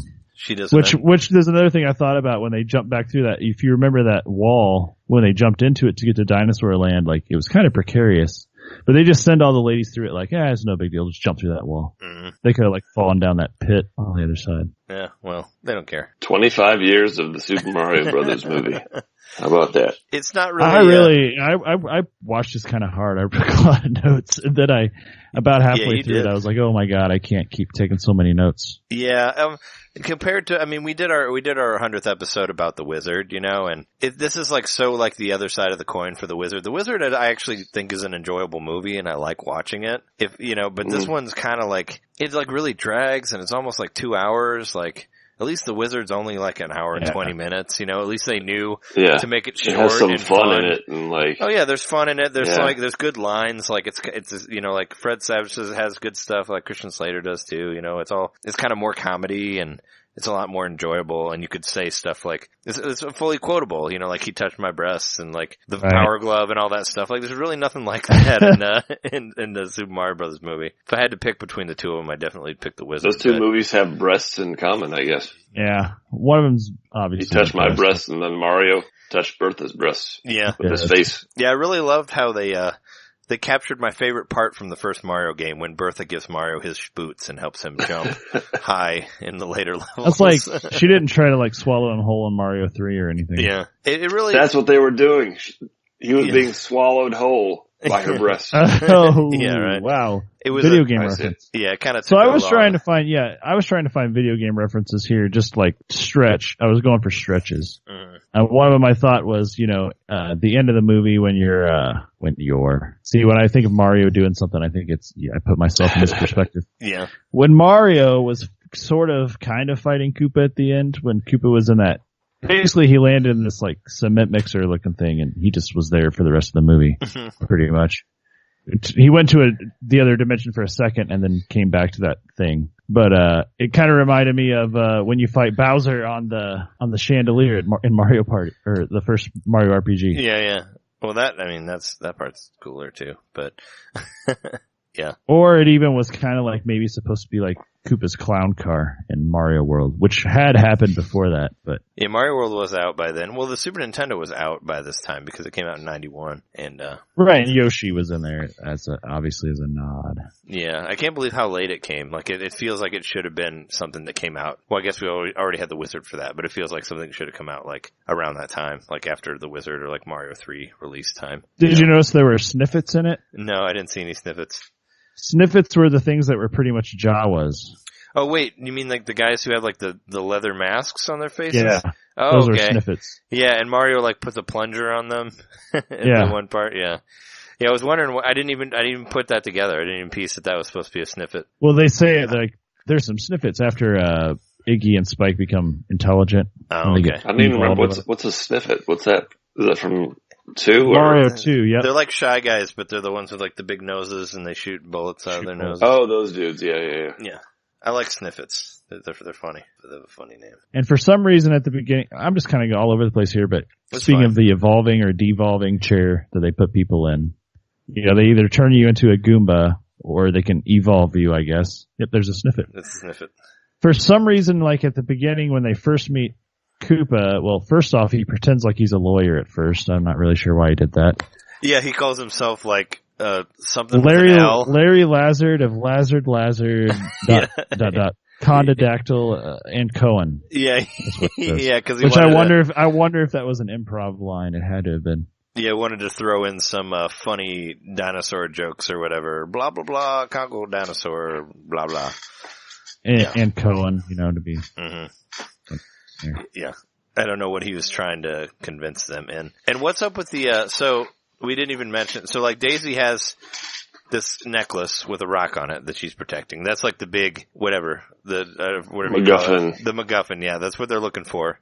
It's like the Dark Crystal. Yeah. Do they put it back in there and like destroy everything? Yeah. Like okay. Yeah. Except it's a lot less freaky. Like at least the characters aren't like scary like Dark Crystal. Even the heroes are scary in that movie. But yeah, that's like the big thing that they're protecting and they're trying to find. And I swear that when we were watching it, Jess was like, "That's got to be a different rock," because like if you're like a few of the takes, it looks completely different. Like from one to another. Like at the beginning, it looks bigger. Oh right, yeah. It looks bigger, but when they're in the actual dimension, it looks like smaller. When Bertha gets it, it looks like a different rock. They probably just used different ones, and we're like, kids aren't going to notice. Well, they probably had a few. Bertha didn't want to wear the giant, 10-pound rock around her neck. She didn't want to wear the Stone of Agony. Yeah, I don't know.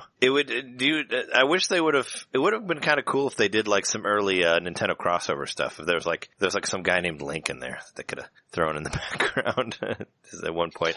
Yeah, but that would have meant that you had to actually care about the movie. Yeah.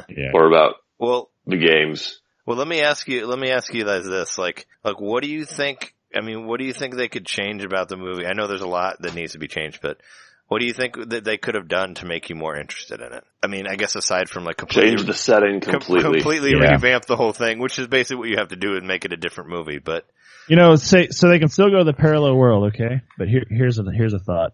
It's the one from Mario. What? Yeah. So they go to this parallel world, kind of in a similar way, except it's it's actually the one from the Mario games, and that's what I would watch.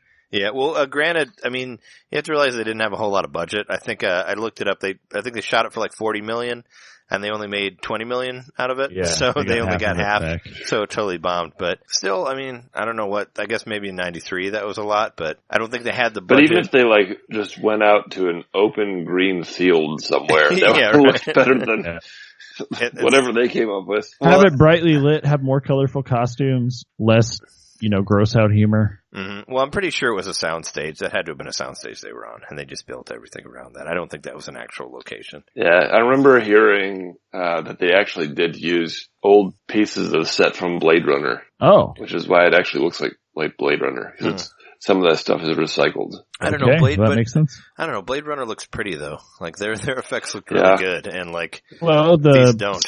The pieces were old by this point. Yeah, I don't know. I mean, I like Blade Runner a lot, and I've seen it many times, and it didn't feel Blade Runner with me. It kind of, like I said, it felt a little more Turtles, but yeah, maybe some of those, I guess I could see maybe some of those cars being a thing, but one thing we noticed when we were watching is like when they get put in that cop car, like their doors don't even work. They won't even shut. Like that's what Jess said. Like the the bar doors, they won't even close. Like they close them and they like open and then they just like put their hand on it and like close it. It's like, all right. It's like your cars don't even work right. It's like, yeah, all right. And there's some weird like animosity going on in the Mushroom Kingdom where like everybody has tasers or something like that. Where like old ladies are just like the grandma are trying to steal shit from you or whatever. Like whatever that was about. That was weird. Yeah. Yeah, the grandma tries to rob them, and then she gets attacked by Big Bertha, who for some reason just happens to be out and about, not working her job at that time, and then she puts on her rocket boots and goes away. Yeah. Well, Big Bertha kind of like, she does like a heel turn too, like where she, her face turn, whatever you call it, where she like all of a sudden helps them. Like after they had that magical dance together, like her and Mario. Maybe that goes back to Mario's charm. That's why you have your middle name. Speaking of heel turns, did you catch the WWF reference in the movie? Oh yeah, where he was like, Daisy was like, did you find whomever? He had already forgot her name, and he's like, Daphne. What about Daniel, her? And he's like, I was supposed to take her to WrestleMania. Oh I promised I'd take her to WrestleMania. Yeah. So I guess it's official. Mario and WWF/WWE. Same universe. Well, but Lou Albano was a professional wrestler, so. Oh, there was another connection. Wow, yeah. There was already a thing with that. Because the whole, like, involvement of, cause Cyndi Lauper was involved with wrestling, like, because of Lou Albano. That was the whole, like, thing, trying to bring it all together. So, it was already there. Oh, this is, like, kind of breaking my mind right now, because Mario in the movie was saying that he's got to go to WrestleMania to see the wrestlers, which include Captain Lou Albano. He's going to see himself. He's going to go get to WrestleMania and just have like his mind blown. He's going to see himself in the ring. And then the universe will explode. Yeah. So what do you think is better, this or the Super Mario Bros. Super Show? Super Show, hands down. I mean, at least Super Show looks more like the characters and there's a little bit more brightness to it, even though, how about this? It was fun.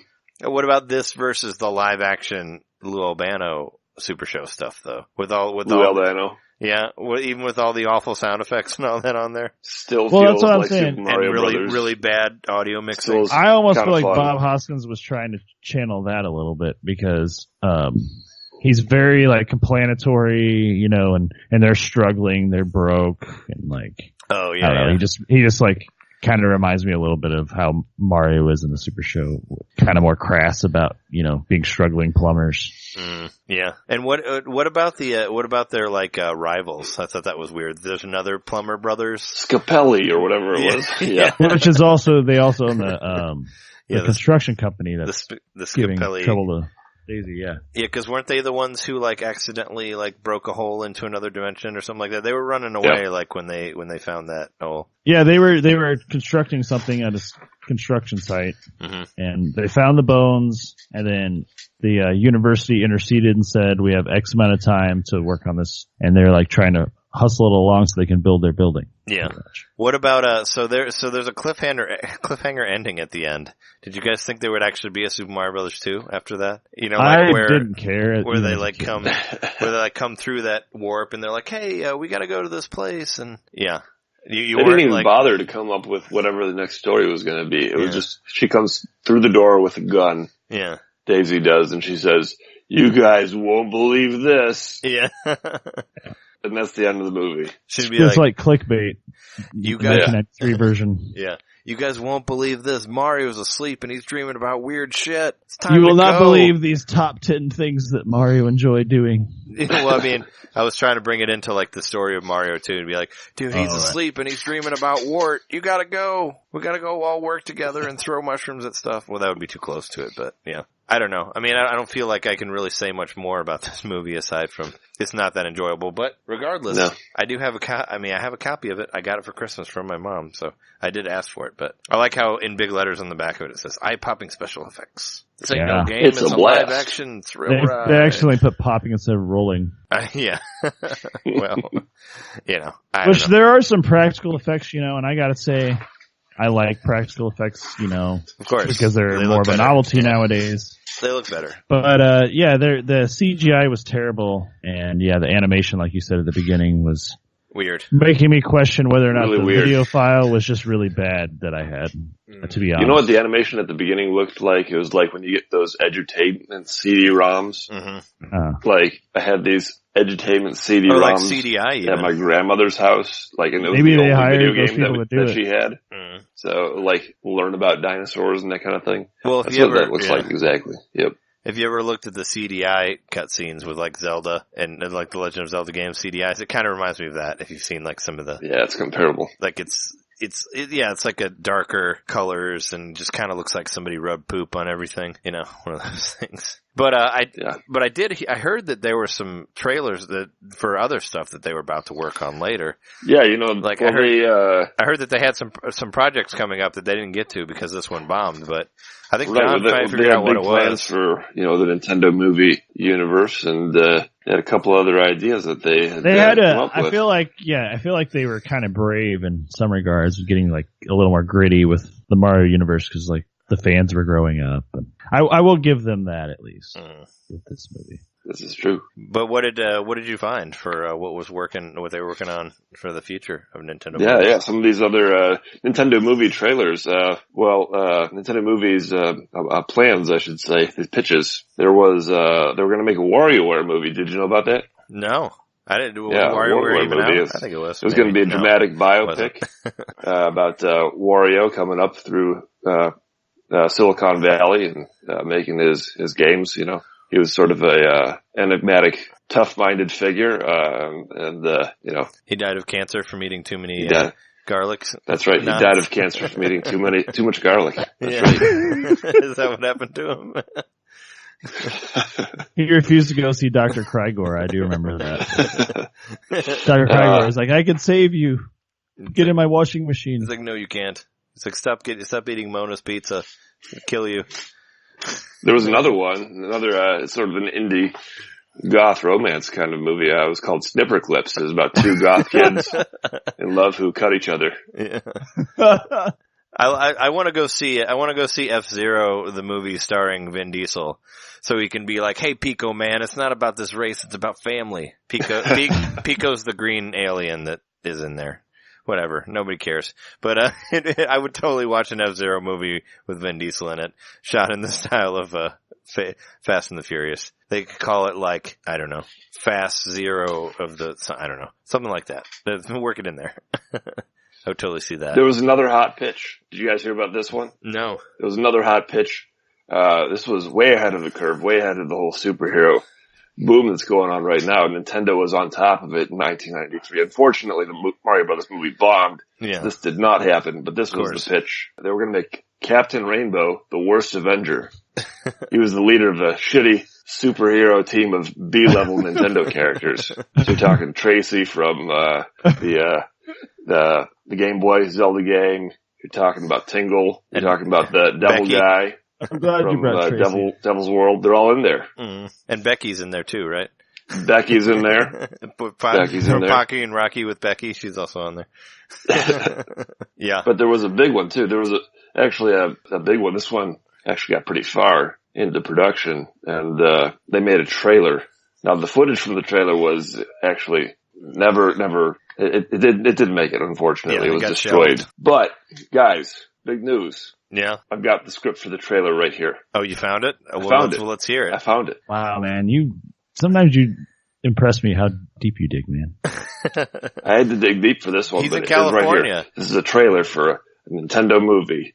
He's in Los that Angeles. was never made. There's just like leftover trailers hanging out all over the place there. You can easily find Leftover them. trailers. They're in every alley. Just check a dumpster and you'll find a trailer for a movie that was 25 years old. Buckle in for this one. All right. Interior basement warehouse night.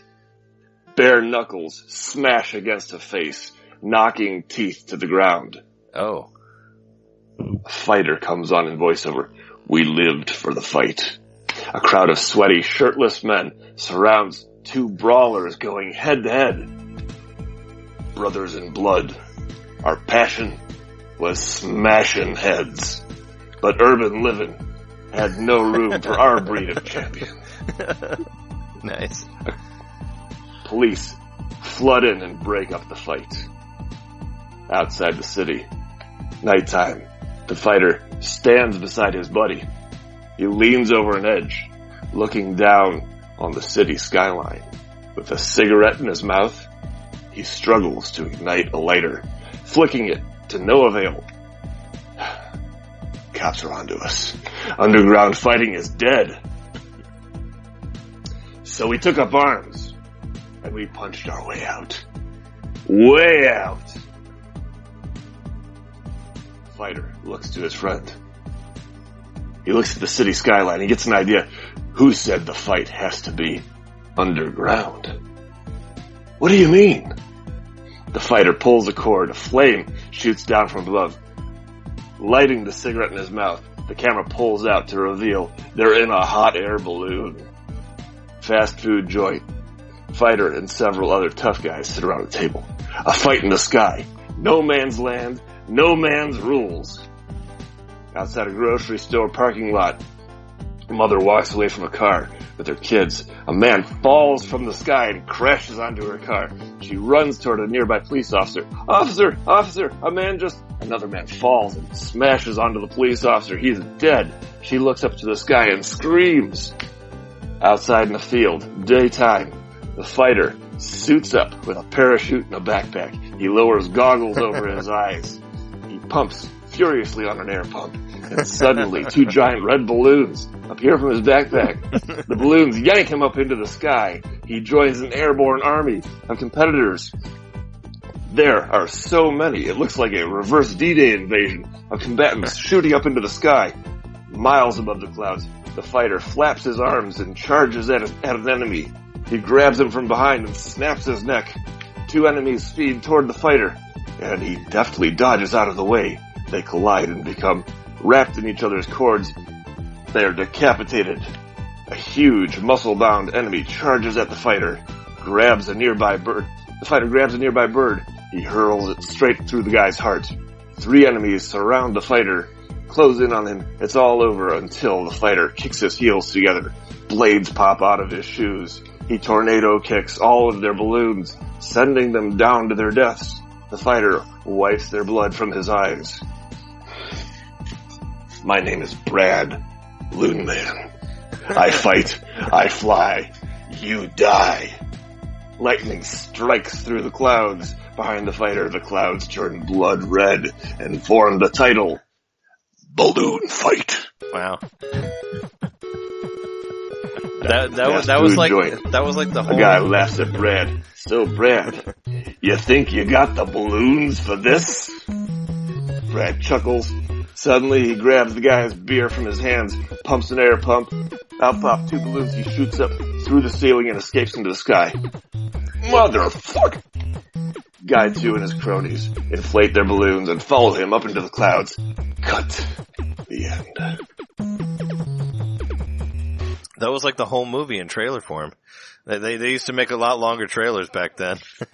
So that was it. Yeah, well, I mean, I actually, at the beginning, I thought that they were going for Urban Champion, because they did say Urban and Champion in there. So I was like, oh, Urban Champion, the movie? I thought that too. Punch somebody into the pothole, but no.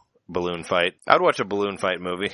as long as you get eaten by those monsters at the bottom. Yeah, they decided, like, right from Mario, to just go straight to balloon fight, because that's the big. They don't have. I don't think they've milked that franchise enough. It's like they don't have any other big franchises they could have gone to other than balloon fight. I mean, there's no. Balloon fight was the next one. You know. Incidentally, Urban Champion is on that 21 game thing I had. Oh, of course it is. Oh no, wait. I thought you were saying that it was on the Nintendo Online service. I was like, of course it is. Yeah, there it is. They clench their knuckles and hit each other in the face, whatever.